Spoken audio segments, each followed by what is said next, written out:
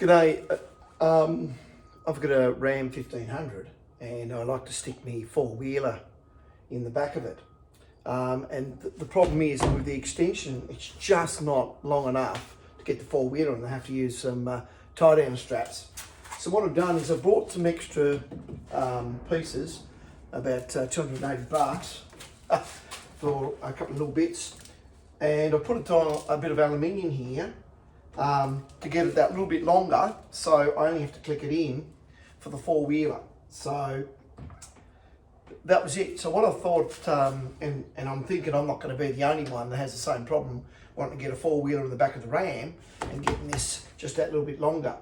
So I'll run you through on how I build it, and you might want to do the same. The expensive part, as I said, is the $280 for the new catches. So to make the extension, I just got some aluminium plate.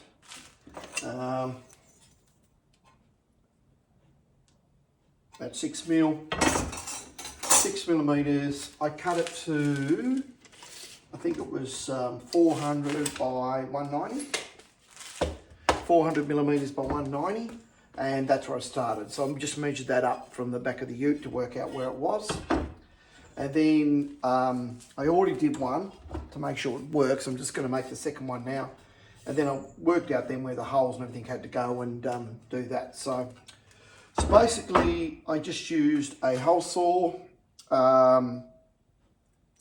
32 mil, and 32 mil just does it. It's, and then you just have to file out a little bit to get it sweet. So I used the 32 mil hole saw, a round file to fix it up. I cut it with my metal Makita saw to cut down the aluminium 6 mil. Then I use a jigsaw to cut out the other bit. Used a couple of clamps, a hammer to bang the punch, obviously a tape measure, and then some drills to drill out the holes to put the bolts in. And really that's about it. Anyway, I'll start marking them out. And okay then, my daughter's bought these little microphones for my birthday, so I'm going to see if they work or not. Anyway, we go back to here. So I went in here 25 mil, made it 75 mil long, and then the gap between it is 32 mil, obviously for the hole saw. So I just put a mark in 16 mil and 16 mil in here on both that. I'll center punch those and I'll cut that out, and then I'll use the jigsaw to make this round part here.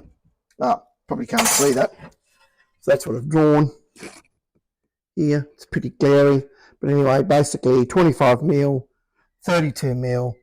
I made a square there, and then 75 mil long, and I've just put 16 in there and 16 in there to know where to center punch it.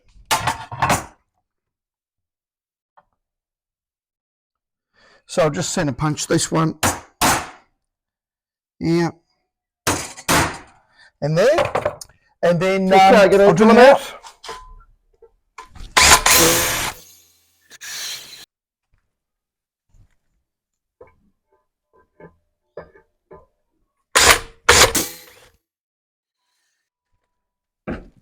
And now okay, just start from the other side now. So I have to do the other hole down the bottom here for the bottom plug, for that to fit through.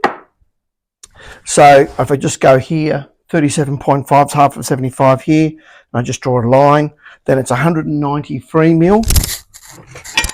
It's 193 mil from there to here to the center line, and then it's 41 mil in here to put your thing.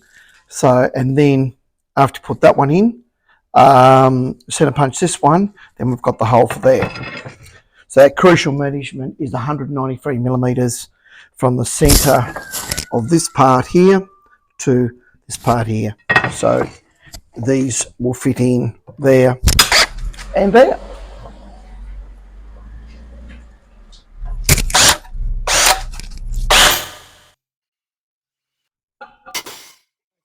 I had to move the microphones. I think they're a bit noisy, so I'll move one down a bit further.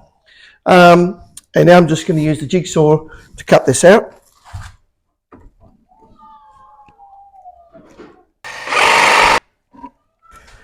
Now I just test this to go through, and I can see that it just needs a little bit there and a little bit there. So just those little bits here and there to do it. And I'm going to use the Dremel for that. I'm just going to use my Dremel now to grind this. Now what I do then is I just keep testing it to make sure that hole there is easy enough to go through, and then this one is easy enough to go through. And basically that probably just needs a little bit more, and that should be fine. So a bit more Dremel. It does take a while. Too much further, I like to test it. There you go. So fits on there perfectly. So now I know I can put the next bits on, and that should hold that in there nicely out to there. Okay, because we know what the middle was from here before in this hole here, what the middle was, so we're just going to come in 20 mil down from the bottom, 20 mil from down here, because we know what the middle is there. Remember the 193 in between them.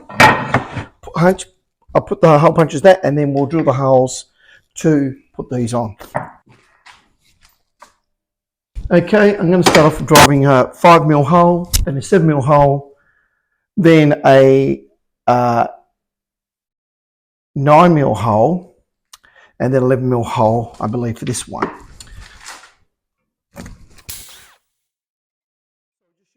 10mm hole for that one.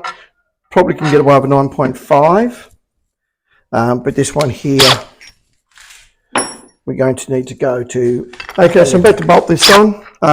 Just keep in mind these are Imperial. These nuts, an Imperial fitting. I think it was 7/16 if I can remember correctly, and I just got that from Nubco. So Nubco or Nuts and Bolt Store, that's where you can get those. And pop that on.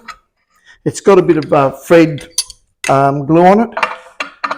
It's got a star fitting in here, but I've got some star fittings, but not for that big. So you never have enough tools.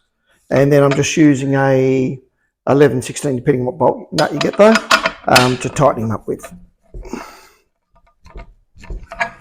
So that's got on there, and that just swivels around. And the same here. I don't know why, different thread, blah, blah, blah. I don't understand why they do that, but they do. And I've just got a 15mm spanner for this one.